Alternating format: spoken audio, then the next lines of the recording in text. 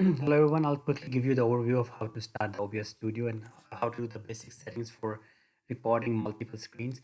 So when you install OBS Studio, right click and run with graphics processor and then choose integrated graphics. There are some problems that will go away when you choose this one, such as the black screen when you install the OBS Studio. So once you do it, you have this OBS Studio working. Right now, the workflow is you have scenes and you have sources. So every scene can have different sources. The sources is your display monitors, the webcams that you have attached, uh, an image, a video being played, whatever applications being played on your screen, all the peripheral devices. These are all the sources. So the workflow is you always create a scene from the by pressing this plus button. You make a scene, and then you add different sources to the scene. For example, right now I made a scene called screen recorder, and then I added a source here called Faraz desktop, and that is my display source. So here you click plus. Right now I'm doing a display capture, which is recording all this video. And when you do that it will appear on the sources. I can double click the sources and I can choose if I have more sources, if I have more displays. For example, I'm using 2 or 3 monitors, I can select more display monitors here and add them as sources. So right now you're looking at my desktop, for example, this desktop. So you're looking at it because this is a scene which is playing.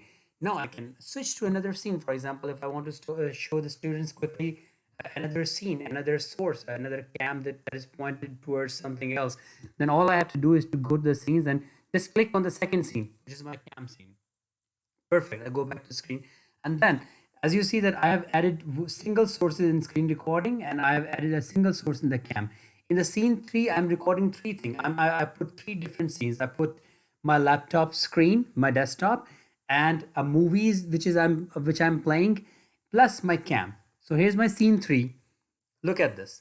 So I have added Faraz cam 1, which is here, and I have added Faraz desktop, which is here, as well as the game capture, another screen capture from here. Like, look at this, a game capture here, and I'm playing a movie here.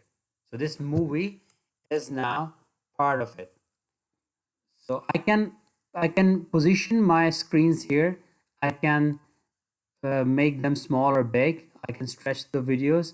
I can position them within the scene. So if I'm interested to show my students some different videos, I can quickly switch them. I can go and browse my videos, show a YouTube link, whatever, within that scene, same scene. So I can use multiple sources within one scene. That was a quick video. And actually, I can also control the voices. For example, right now you are not listening to any voice of the movie because you see the desktop audio has been turned off. But if I start increasing it, you will actually start listening to the sound. So let me just first of all increase the sound here. All right. And you see you cannot listen. Let me start increasing the, so I'm increasing the sound. This might be visible here over the desktop. Wait. So you'll see here, I'll start increasing it. You will be able to see the slider. Here's the slider. Third market. Snappy.